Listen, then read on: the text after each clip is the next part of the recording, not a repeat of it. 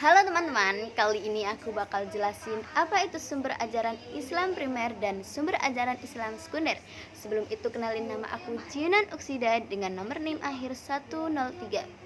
Sumber ajaran Islam yang pokok adalah Al-Quran dan Hadis. Keduanya memiliki peranan yang sangat penting dalam kehidupan umat Islam. Walaupun terdapat perbedaan dari segi penafsiran dan aplikasi, namun setidaknya ulama sepakat bahwa keduanya harus dijadikan rujukan. Ajaran Islam diambil dan dijadikan pedoman utama. Oleh karena itu, kajian-kajian terhadapnya tidak pernah lekang oleh waktu, bahkan terus berjalan dan berkembang seiring dengan kemajuan zaman. Sumber ajaran Islam primer. Yang pertama ada Al-Quran. Al-Quran adalah kitab suci yang diwahyukan Tuhan kepada Nabi Muhammad, disampaikan lewat malaikat Jibril yang dikomunikasikan dengan bahasa Arab, harus dipercayai tanpa syarat dan menjadi pedoman bagi pengikutnya, yaitu umat Islam. Kenapa Al-Quran menjadi sumber hukum Islam yang utama? Yang pertama karena kebenaran Al-Quran. Abdul Wahab Al-Khalaf mengatakan bahwa kehujahan Al-Quran itu terletak pada kebenaran dan kepastian isinya, yang sedikit pun tidak ada keraguan atasnya. Dijelaskan dalam Quran surat Al-Baqarah ayat 2 bahwa kebenaran Al-Quran itu tidak ada keraguan padanya. Maka seluruh hukum-hukum yang terkandung di dalam Al-Quran merupakan aturan-aturan Allah yang wajib diikuti oleh seluruh umat Islam sepanjang hidupnya.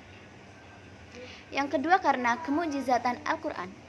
Mukjizat suatu kelebihan yang Allah berikan kepada para nabi dan rasul untuk menguatkan kenabian dan kerasulan mereka, dan untuk menunjukkan bahwa agama yang mereka bawa adalah agama yang benar dan bukanlah buatan mereka sendiri, melainkan benar-benar datang dari Allah SWT.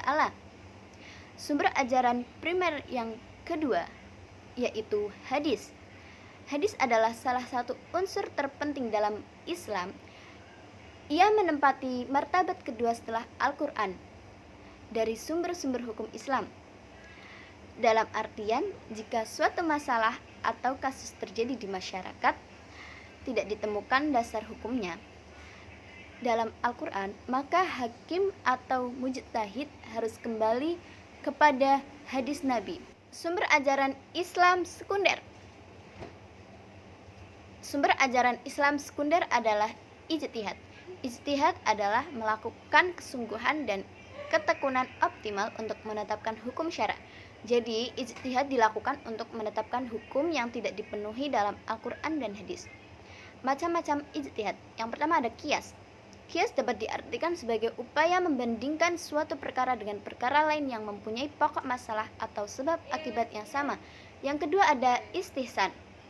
Istihsan adalah mengganti argumen dengan fakta yang dapat diterima untuk mencegah kemudaratan atau menetapkan hukum suatu perkara yang menurut logika dapat dibenarkan. Mursalat adalah perkara-perkara yang perlu dilakukan demi kemaslahatan manusia. Yang selanjutnya ada sudus dzariyah, adalah tindakan memutuskan suatu yang mubah menjadi makruh atau haram demi kepentingan umat. Yang selanjutnya ada istishab, yaitu melanjutkan berlakunya hukum yang telah ada dan telah ditetapkan pada masa lalu hingga ada dalil yang mengubah kedudukan hukum tersebut. Dan yang terakhir ada urf, yaitu perbuatan yang dilakukan terus-menerus, baik berupa perkataan maupun perbuatan.